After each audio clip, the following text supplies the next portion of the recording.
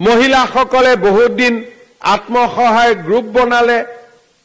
আহা যোৱা কৰি আছে এইবাৰ আমি কৈছো নহয় আইসকলক লাখপতি বাইদেউ বনাব লাগিব বনিব ইচ্ছা আছে নে নাই কাৰ কাৰ নাই হাত দাঙকচোন নাই বনিব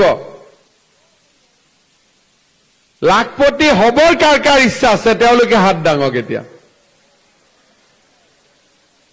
ফৰ্ম নিলে নে নাই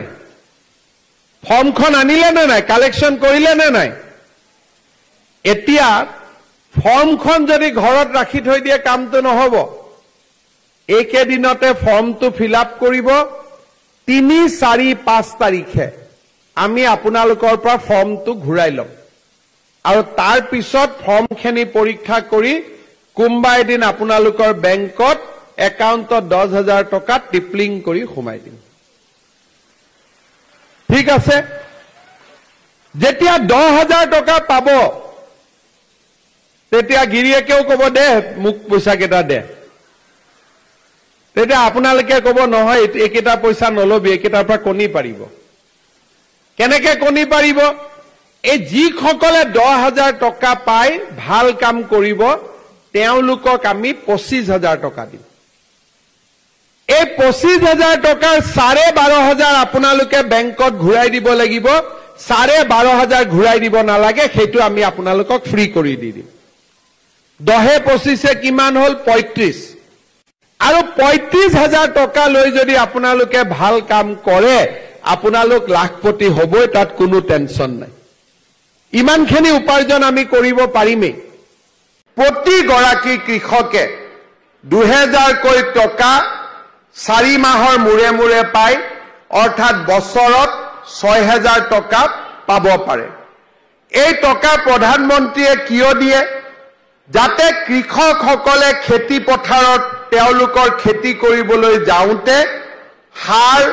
বা যিখিনি ইনপুট লাগে সেইখিনি যাতে কিনাত সকাহ হয় ইয়াৰ এটা কণ্ডিশ্যন আছিলে যে মাটিৰ পট্টা বা মাটিৰ অধিকাৰ সেই পৰিয়ালটোৰ থাকিব লাগিব আমি মাটিৰ পৰিয়ালৰ যিটো পট্টা তাৰ সূত্ৰ বা ডেফিনেশ্যন আমি বহুত সংশোধন কৰিছো তাৰ ফলত 12 লাখ লোকে আজি কৃষক সন্মান নিধি অসমত পাই আছে এই 38,000 পৰিয়াল যোনে নেকি আজিৰ মাটিৰ পট্টা পাব আৰু তেওঁলোক কৃষক যদি কিবা কাৰণত কৃষক সন্মান নিধি পাই থকা নাই মই ৰনোজ পেগু ডাঙৰীয়া প্ৰধান বৰুৱা ডাঙৰীয়াক অনুৰোধ কৰিম যে আপোনালোকে এই ফৰ্মখন তেওঁলোকৰ হাতত উপলব্ধ কৰোৱাৰ বাবে চেষ্টা কৰক যাতে আমি ধেমাজি জিলাৰ সকলো পৰিয়ালক কৃষক সন্মান নিধিৰ সৈতে জড়িত কৰিব পাৰো আমাৰ ধেমাজি জিলাত কেবাখনো নন কেডেষ্ট্ৰিয়েল ভিলেজ আছে তাৰ মানে যাৰ কেতিয়াও ভূমি লেখ হোৱা নাছিলে তাৰ ফলত তেনে লোকসকলো মাটিৰ পট্টনৰ পৰা বঞ্চিত হৈ আছিল তাৰো কাম কাজবিলাক মই প্ৰায় শেষ কৰিছো আৰু মই আপোনালোকক নিশ্চয়তা দি ক'ব পাৰো যে অহা এবছৰৰ ভিতৰত আমি এনসি ভিলেজ সমূহৰো মাটিৰ পট্টা আপোনালোকৰ ওচৰত তুলি দিব পাৰিম সেই নিশ্চয়তাও মই আজি আপোনালোকক দিব বিচাৰিছো আৰু যেতিয়া মই মানুহক লগ পাওঁ তেতিয়া মই বেছিকৈ দেখিছিলো যে আমাৰ জনজাতীয় মানুহখিনিৰ হাতত মাটিৰ পট্টা নাছিলে আহোম চুতীয়া মৰাণ মটক মানুহখিনিৰ হাতত পট্টা নাছিলে অনুসূচিত জাতিৰ মানুহৰ হাতত পট্টা নাছিলে ধেমাজিত যেতিয়া আমাৰ প্ৰথম কেবিনেট হৈছিলে তেতিয়া প্ৰথম প্ৰশ্ন আহিছিলে যে ট্ৰাইবেল বেল্ট এণ্ড ব্লকত বাস কৰাৰ কাৰণে আহোম মৰাণ মটক চুতীয়া আদি লোকসকলে মাটিৰ পট্টা ইমান দিনে পোৱা নাছিলে ধেমাজিৰ কেবিনেটত প্ৰথম আমি ঐতিহাসিক এটা সংকল্প লৈছিলো যে ট্ৰাইবেল বেল্ট হলেও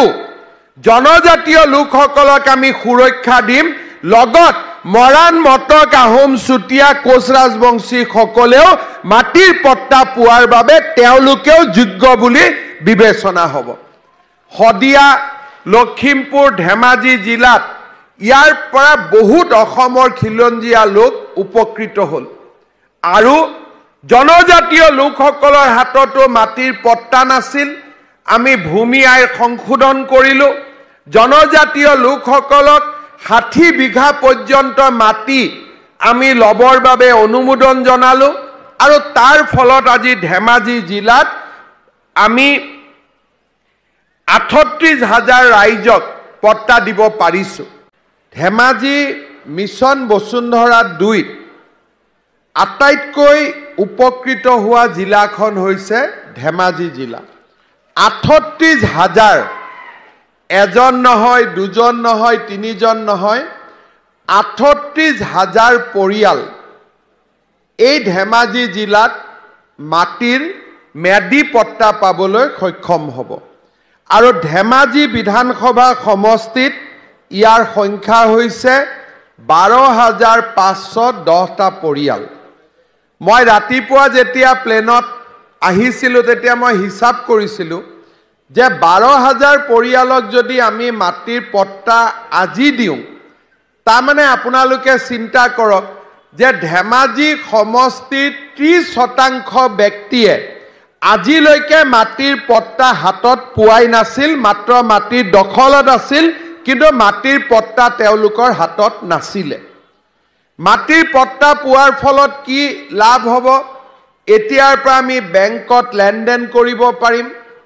সৰকাৰি মাটি একচনীয়া মাটিতকৈ মেডি পট্টাৰ মাটিৰ ভূমিৰ মূল্য 4 গুণ 5 গুণ বেছি হ'ব কোনোবা কাৰণত বিশেষ কাৰণত সৰকাৰে মাটি অধিগ্ৰহণ কৰিলে আমি যথোচিত মূল্য পাব পাৰিম আৰু ভৱিষ্যতৰ মোৰ প্ৰজন্মটো এটা সুৰক্ষিত অনুভৱ কৰিব যে আমি সৰকাৰি মাটিত বাস কৰা নাই আমি নিজৰ মাটিত বাস কৰিছো আৰু নিজৰ মাটিত বাস কৰাৰ ফলত আপোনালোকে মাটিৰ কাগজ পোৱাৰ পিছত যিসকল ব্যক্তিয়ে এতিয়াও